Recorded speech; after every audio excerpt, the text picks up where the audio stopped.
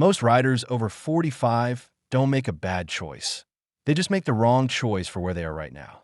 A bike that felt perfect 10 years ago might be working against you today. This list is about finding something that actually fits. These 6 bikes aren't here because they're the most powerful or the most talked about. They're here because they're manageable, comfortable, and genuinely enjoyable to ride, which at this point matters a lot more than specs on a page. Royal Enfield Interceptor 650. If you want a bike that feels honest and uncomplicated, this one's worth a serious look. The Interceptor 650 sits at a comfortable mid-height. The seating position is relaxed without forcing you into an awkward lean, and the engine, a smooth parallel twin, delivers power in a way that never catches you off guard. It pulls cleanly from low RPMs, which makes city riding and slower traffic far less tiring than you'd expect. Something you'll notice over time is how light the controls feel. Clutch pull, throttle response. Nothing here requires effort. That adds up on longer rides. The downside? Highway cruising above 75 miles per hour starts to feel a bit buzzy. It's not unpleasant, but it's there.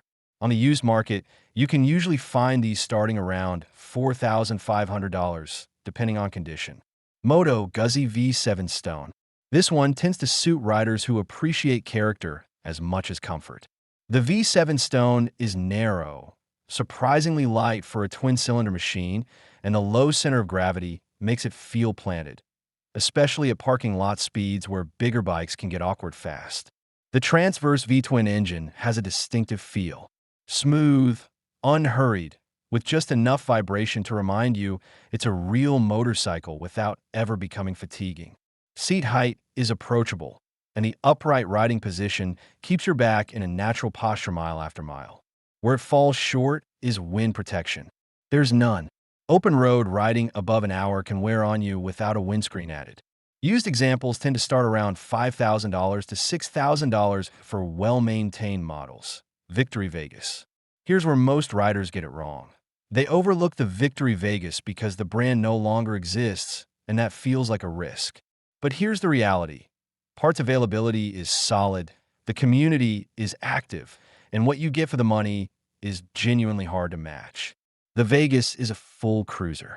Low seat, forward controls, wide handlebars.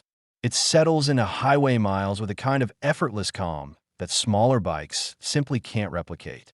The 106 cubic centimeters Freedom V-twin is smooth at speed. Minimal vibration, strong mid-range pull, and enough torque that you're rarely working hard to keep pace with traffic. Nothing complicated here. You get on, you ride, and 2 hours later you're not exhausted. The honest downside is weight. At around 650 pounds, slow-speed maneuvering in tight spaces takes confidence and practice. That's worth knowing before you buy. On the used market, clean examples typically start around $6,000 to $7,500, depending on mileage and extras. Indian Scout 60. A practical option if you're looking for something that bridges comfort and manageability without sacrificing that genuine cruiser feel. The Scout 60 runs a slightly smaller 999 cubic centimeters V-twin compared to its bigger sibling, and that actually works in its favor. The power delivery is smooth and linear, never abrupt, which builds confidence quickly. The seat height sits low. Getting both feet down isn't a concern for most riders, and that alone removes a surprising amount of stress from everyday riding situations. What this bike does well is feel balanced. Even loaded up for a weekend trip, it doesn't feel like it's fighting you. The limitation worth mentioning: long interstate stretches above 70 miles per hour for extended periods can feel slightly draining without aftermarket wind protection. That's a common addition Scout 60 owners make early on. Used pricing generally starts around $7,000 to $8,500 for good condition examples. Aprilia Mana 850. This one surprises people. The Mana 850 doesn't look like a typical cruiser, and honestly it isn't. But for riders who want to simplify the experience of riding without giving anything up, it deserves serious attention. The reason is the gearbox.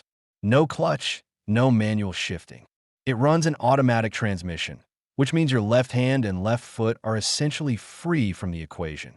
For riders dealing with any joint stiffness or returning after a long break, that's not a small thing. That's a genuine game changer. The riding position is upright and neutral. Engine power is smooth and predictable. And the bike handles well enough that it doesn't feel like a compromise. It feels like a considered choice. Where it falls short is availability. Finding one in good condition takes patience, and parts can require some searching. This matters more than it sounds if you're relying on it as a regular rider. On the used market, these typically appear between $4,500 and $6,000 when you can find them. Vespa GTS 300. A solid choice for riders who want something light, practical, and genuinely enjoyable without any of the weight or complexity that comes with a full motorcycle. The GTS 300 is automatic, nimble, and built for real-world use. Errands, short commutes, relaxed weekend rides through town. The seating position is upright and natural. There's decent under-seat storage. And the fuel economy is excellent, which makes an easy bike to just grab and go without thinking too much about it. It handles city environments better than almost anything on this list. That's where it earns its place. The honest limitation is range. Extended highway riding isn't really what this machine is built for, and at higher speeds, it starts to reach its comfortable ceiling. For shorter, enjoyable rides, though, and that's what it's designed around, it delivers consistently. Used GTS 300s can be found starting around $3,500 to $5,000, depending on age and condition. At the end of the day, the best bike on this list isn't the fastest or the most feature-packed. It's the one that gives you comfort and confidence every time you throw a leg over it. Because that's what keeps you riding, not horsepower numbers, not brand names. 6 very different bikes. 6 solid reasons to get back out there. Which one would you choose?